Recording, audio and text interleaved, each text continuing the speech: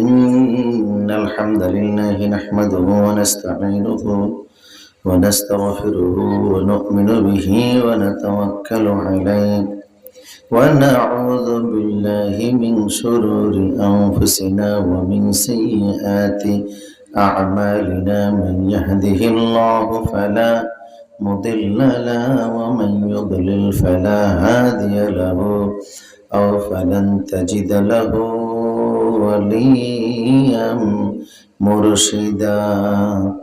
ونشهد أن لا إله إلا الله وحده لا شريك له. ونشهد أن سيدنا إيماننا قدوتنا حبيبنا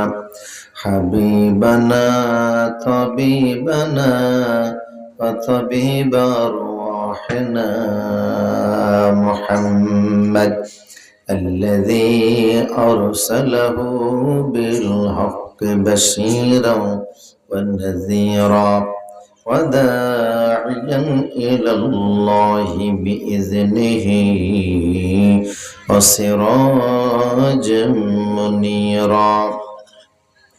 فقد قال الله تعالى في كلامه المجيد وفي فرقان الحميد: أعوذ بالله من الشيطان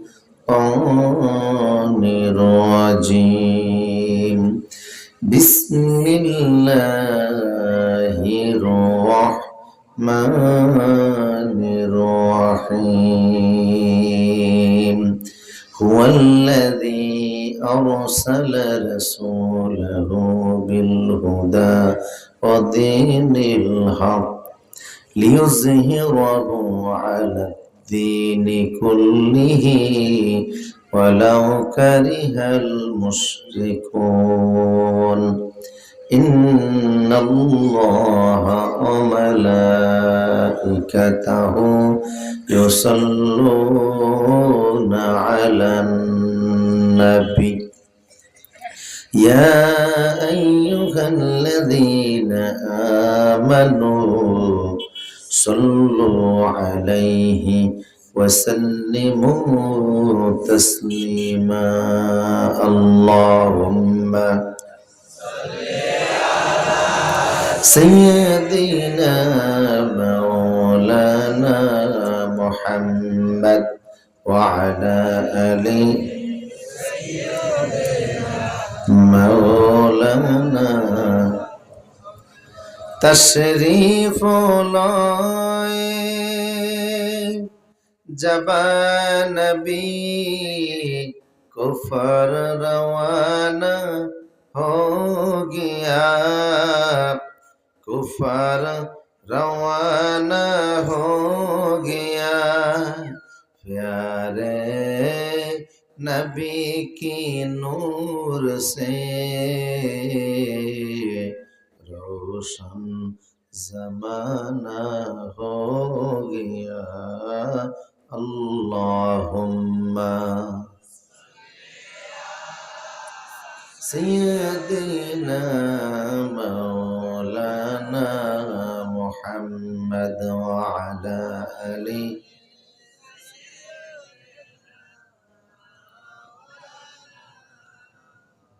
আমরা যারা গুনাহগার গো নবী আপনাই চিনলাম না সেই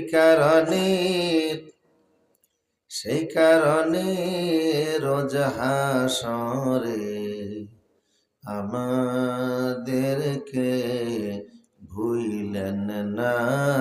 আল্লাহুম্মা সাইয়্যিদিনা মাওলানা মুহাম্মদ ওয়া আলা আলি মাওলানা মুহাম্মদ. লা ইলাহা ইল্লাল্লাহ আল্লাহ নামের জিকির করবে যারা, আল্লাহর কাছে প্রিয় তারা। আল্লাহর কাছে প্রিয় যারা, জান্নাতে প্রবেশ করবে তারা। লা ইলাহা ইল্লাল্লাহ,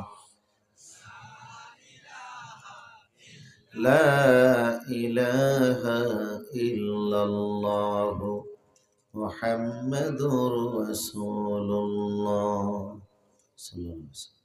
অন্ধকার আয়োজিত তাফসীর মাহফিল,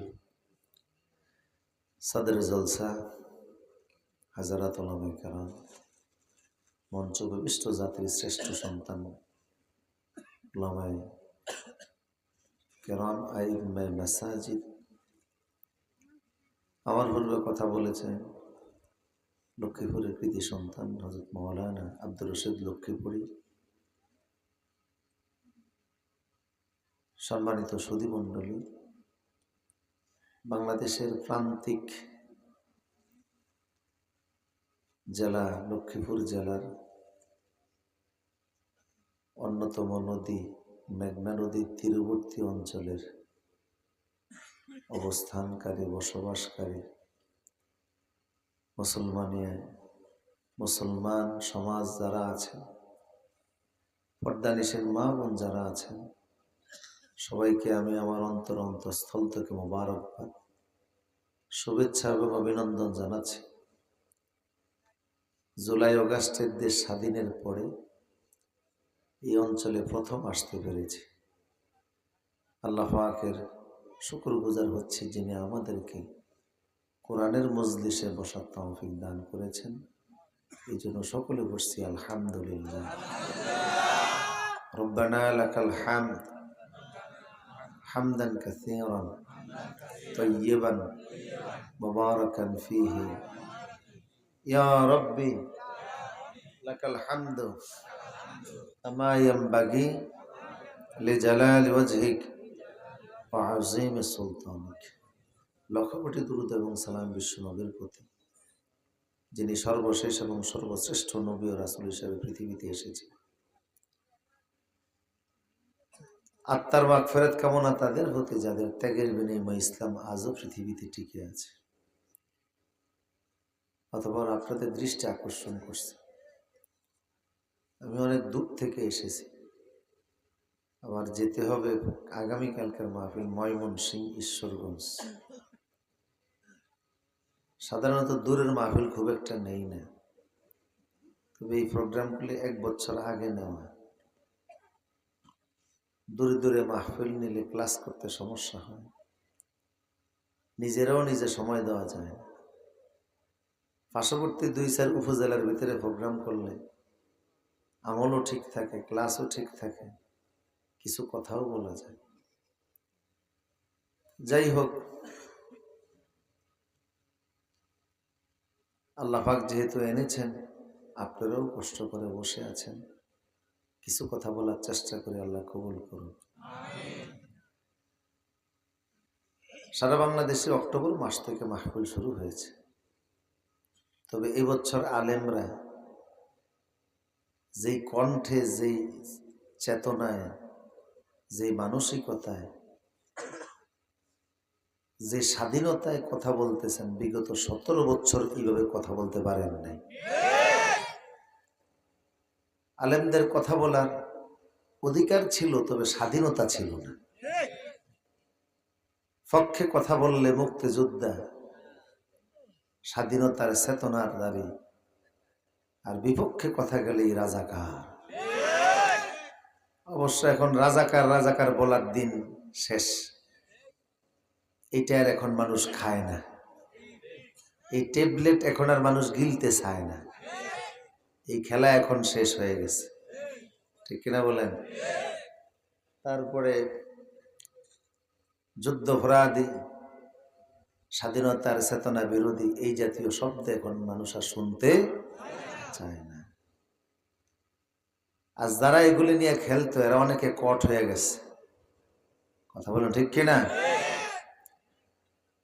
দেশ নতুন করে স্বাধীন হয়েছে, ফেসিবাদ মুক্ত সমাজ গড়ার জন্য। মুগ্ধরা আবু সাইদরা জীবন দিয়েছে কোন দুর্নীতিবাজ দিল্লির কোন গোলামকে রাষ্ট্র ক্ষমতায় দেখার জন্য নয়। 2000 শহীদের বিনিময়ে দেশ স্বাধীন হয়েছে। তার ভিতরে 78 জন মাদ্রাসা শিক্ষার্থী ছিল, 14 জন কোরআনের হাফেজ ছিল। এই ওলামায়ে কেরামের রক্তের বিনিময়ে নতুন যে স্বাধীনতা আমরা পেলাম, এই স্বাধীনতাকে নস্যাৎ করতে পারে, ক্ষতিগ্রস্ত করতে পারে এমন কাউকে আর আমরা ভবিষ্যৎ রাষ্ট্র ক্ষমতায় দেখতে চাই না। এদেশের ভাগ্য নিয়ে সিনেমিনি খেলবে, সুইস ব্যাংকে টাকা জমা রাখবে, কানাডায় গিয়ে বেগমপাড়ায় বাড়ি বানাবে, এদেশের মানুষের মাথার গাম পায়ে পালানো পয়সা নিয়ে সিনেমিনি খেলবে এমন কাউকেও আমরা রাষ্ট্র ক্ষমতা দেখতে চাই না। এদেশের মানুষ বুঝতে পেরেছে কোরআন ভিত্তিক সমাজ ছাড়া এদেশের শান্তি আসবে না। সুতরাং আমাদের সিদ্ধান্ত নিতে হবে আগামীর বাংলাদেশ কোরআনের বাংলাদেশ, আগামীর বাংলাদেশ ইসলামের বাংলাদেশ। এই দেশকে নিয়ে ষড়যন্ত্র করা আমরা বরদাস্ত করব না। ইতিমধ্যে আপনারা দেখেছেন উগ্র হিন্দুবাদীদের একটি সংগঠন ইসকন, যারা সাইফুল ইসলাম আলিফ নামে একজন বিজ্ঞ প্রাজ্ঞ আইনজীবীকে জবাই করেছে, গলা কেটে জবাই করে হত্যা করেছে। কয়েকদিন আগেও এই দেশের মুসলমানরা তাদের মন্দিরগুলি পাহারা দিয়েছিল, ঠিক কিনা বলেন? তাদের নিরাপত্তা দিয়েছিল। আজকে তাদের একজন পুরোহিতকে বিশেষ অপরাধের কারণে গ্রেপ্তার করার কারণে মুসলমানদের মসজিদ ভাঙ্গে, মুসলমানদেরকে জবাই করে। আজকের মাহফিল থেকে আমাদের দাবি, ইসকন একটি জঙ্গি সংগঠন, এটাকে বাংলাদেশে নিষিদ্ধ করতে হবে। পৃথিবীর অন্তত 10টি দেশে, মুসলিম দেশে ইসকন নিষিদ্ধ। এদেশে অমুসলিমরা হিন্দু বৌদ্ধ খ্রিস্টান যার যার ধর্মীয় স্বাধীনতা নিয়ে বসবাস করবে, আমাদের কোনো আপত্তি নেই। কিন্তু ধর্মীয় সাম্প্রদায়িকতার নামে উস্কানিমূলক কথা বলে এদেশের সম্প্রীতি নষ্ট করে জঙ্গিবাদ চালাবে, এটা আমরা বরদাস্ত করব না। ইসলাম জঙ্গিবাদ পছন্দ করে না, ইসলামের ভিতরেও জঙ্গিবাদ নাই, ইসলাম শান্তির ধর্ম, ঠিক কিনা বলেন? প্রসূতি সেই ইসলামের অনুসারী হতে পেরে আমরা গর্বিত। আমরা আবার বসছি আলহামদুলিল্লাহ। কিছু কথা আমরা আলোচনা শুরু করি, আপনারা আছেন তো ইনশাল্লাহ? কে কে ঘুমাচ্ছেন হাত তোলেন।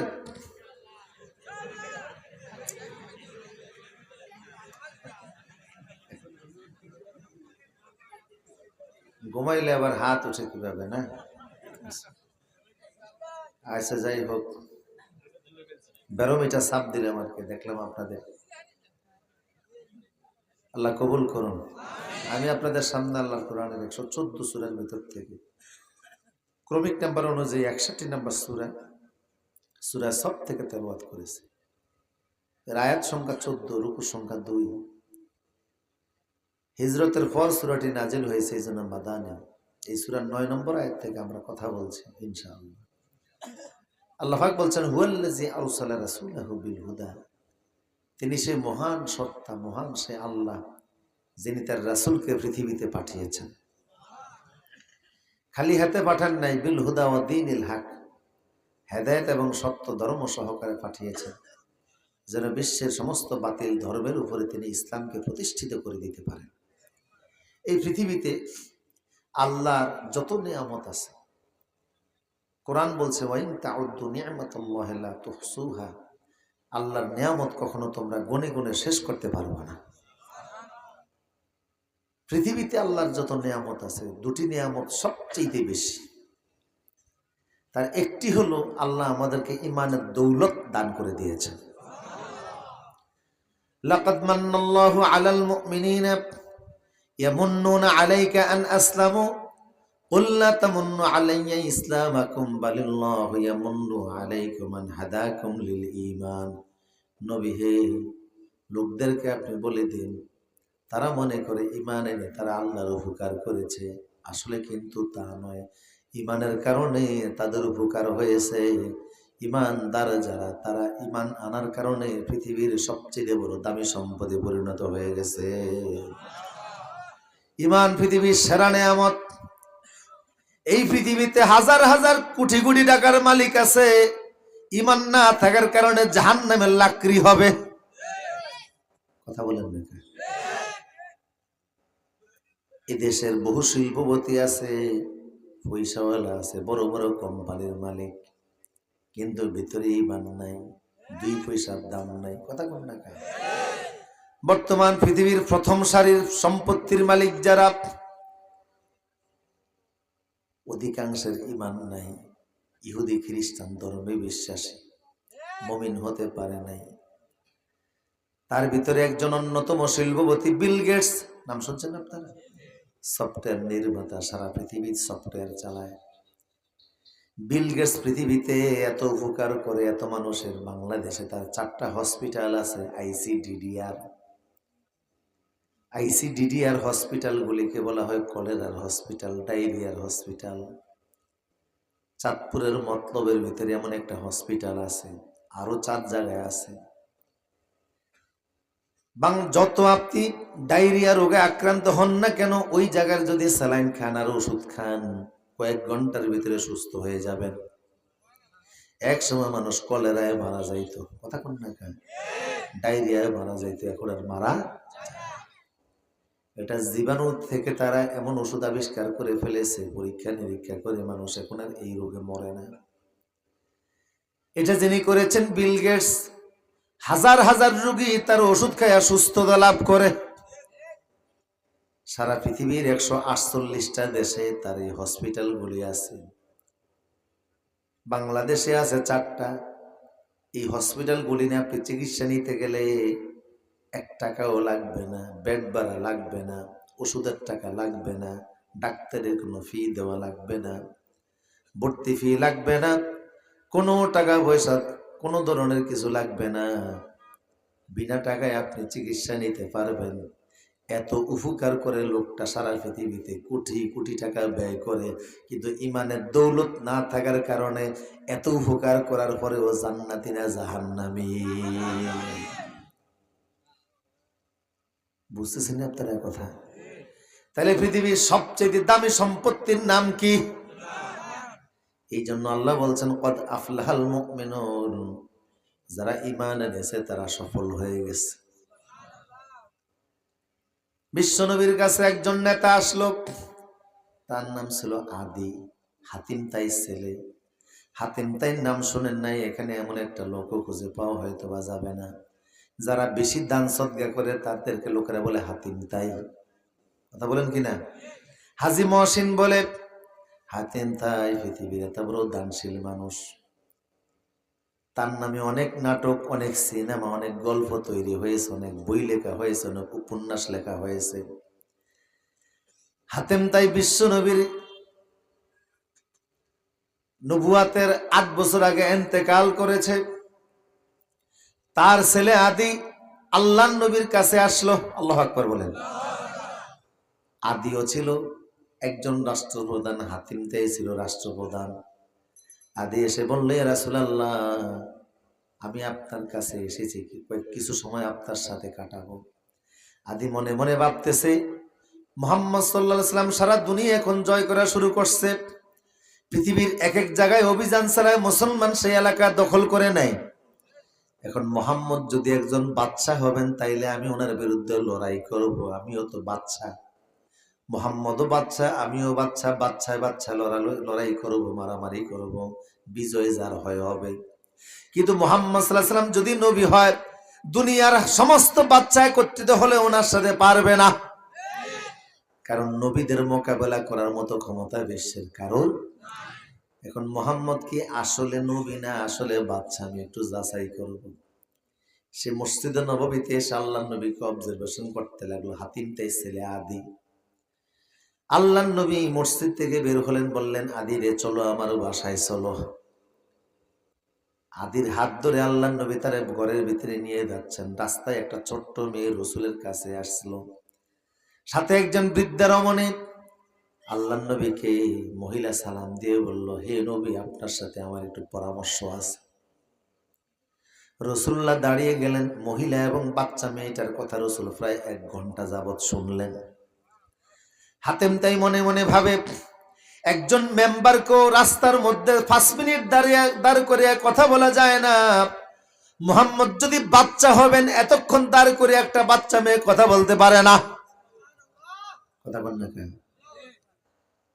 একজন এমপি, একজন মন্ত্রী, ওনাদের সাথে সাক্ষাৎ দেওয়া সহজ না কঠিন? চাইলে কি একজন মন্ত্রী, এমপি, একজন রাষ্ট্রপ্রধানের সাথে আপনি সাক্ষাৎ পাবেন নাকি? রাস্তার মধ্যে দাঁড় করে কথা বলা তো দূরের কথা, ওনাদের শিডিউল পাওয়া যায় না।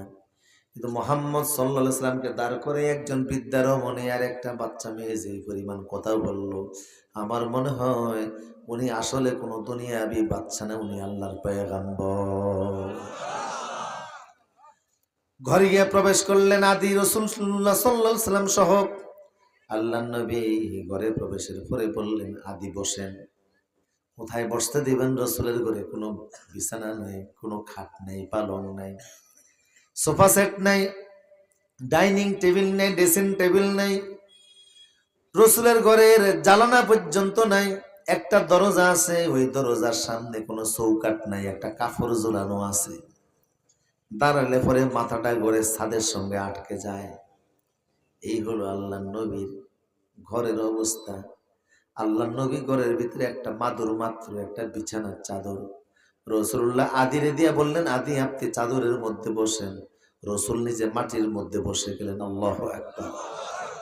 আদি তখন বলছে মনে মনে, যেই লোক নিজে মাটির মধ্যে বসে আমারে চাদরের মধ্যে বসতে দেয়, এই লোক দুনিয়াবি কোনো রাজা বাচ্চা না, উনি আল্লাহর পয়গম্বর। এবার আদি বলল, হে নবী, আর আপনাদের পরীক্ষা করতে চাই না, আপনার হাত আমাকে আগে দেন, হাত ইয়া দেখ, আমি কালেমা পড়ে মুসলমান হয়ে যাব। আদি বলল, আশহাদু আল্লা ইলাহা ইল্লাল্লাহু ওয়াহদাহু লা শারীকা লাহু ওয়া আশহাদু আন্না মুহাম্মাদান আবদুহু ওয়া রাসূলুহু। কালেমা পড়ে আদি মুসলমান হয়ে গেল। এবার আদি রসুলকে বলি, ইয়া রাসূলুল্লাহ, আমারও বাবা হাতিম তাই।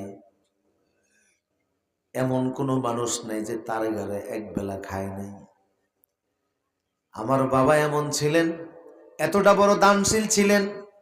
আমার বাবা রাষ্ট্রপ্রধান ছিলেন, পৈতৃকভাবে অনেক টাকার মালিক ছিলেন, জীবনের সব সম্পত্তি মানুষের জন্য বিলিয়ে দিয়েছেন।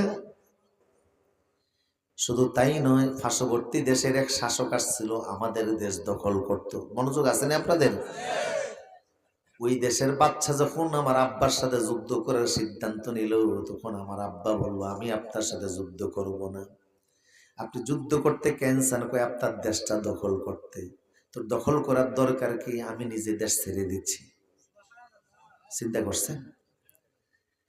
আমি নিজে দেশ ছেড়ে দিচ্ছি, কারণ আপনি আমার দেশে যুদ্ধ করবেন। আমি যদি যুদ্ধ ঠেকাইতে যাই, লোক আপনারও মরবে, আমারও মরবে। কথা কোন না কা? আমার গদি রক্ষার জন্য, আমার চেয়ার রক্ষার জন্য একটা আমার জনগণ মরক, আমার দেশের একটা নাগরিক মরক, এটা আমি চাই না।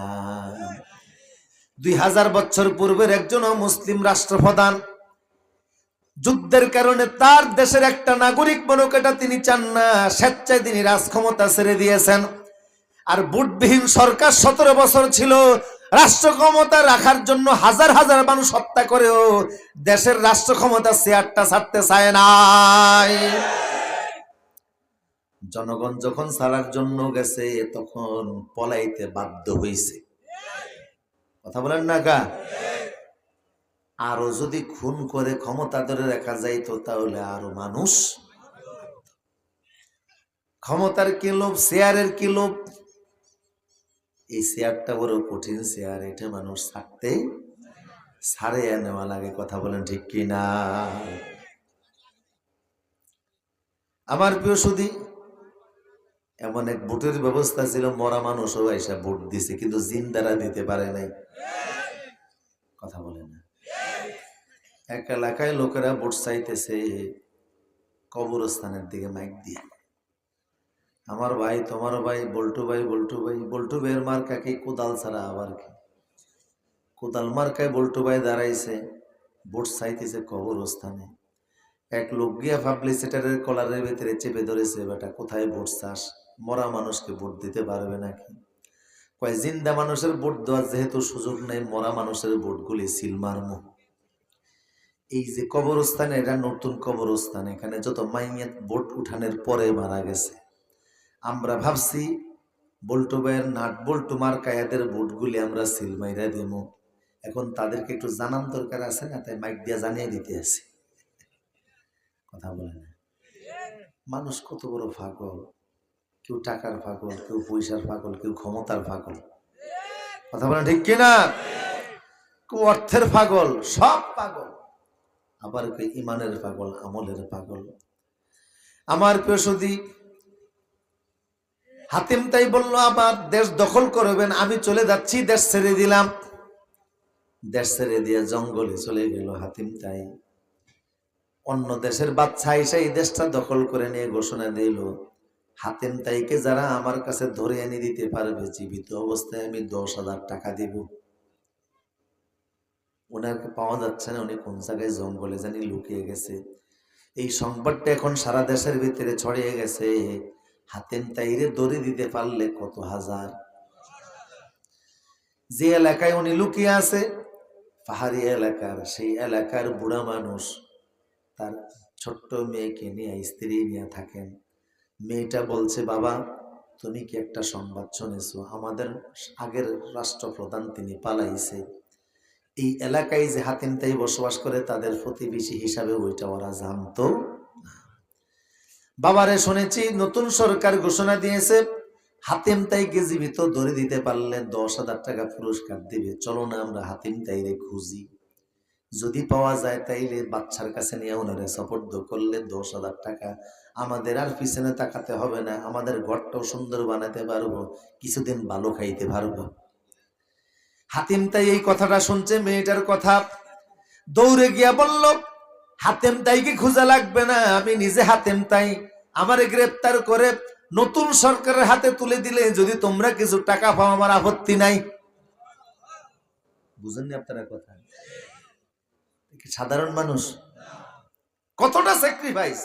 দেশ ছাড়ছে, রাষ্ট্র ক্ষমতা ছেড়ে দিয়েছে, এখন নতুন সরকার ঘোষণা দিয়েছে ওনারে, আমি তো ওনারে চিনি না, উনি কোথায় পালাইছে, ওনারে ধরে দিতে পারলে 10,000 টাকা পুরস্কার দেওয়া হবে। হাতিম তাই নিজে গিয়া ধরা দিছে যে আমারে নিয়ে যান। এখন ওই বুড়া বলতেছে, না বিগত 1 মাস যাবত আপনি আমার প্রতিবেশী হিসাবে এখানে চলাফেরা করেছেন, একসাথে আমরা এখানে ছিলাম, আপনার যে আচার আচরণ দেখেছি আপনার একজন ভালো মানুষ বইলা মনে হয়, আপনার কোনো ক্ষতি হোক এটা আমরা চাই। কিন্তু কথাটা আর বুড়ার মধ্যে সীমাবদ্ধ থাকে নাই, আশপাশের গ্রামের মানুষ জেনে গেছে। ওরা বলল, না এমনি যদি হাতিম তাই হয় চলো ওনারে ওরা সরকারের কাছে তুলে দেই, 10,000 টাকা পাওয়া গেলে আমরা গ্রামবাসী ভাগ করে নিব।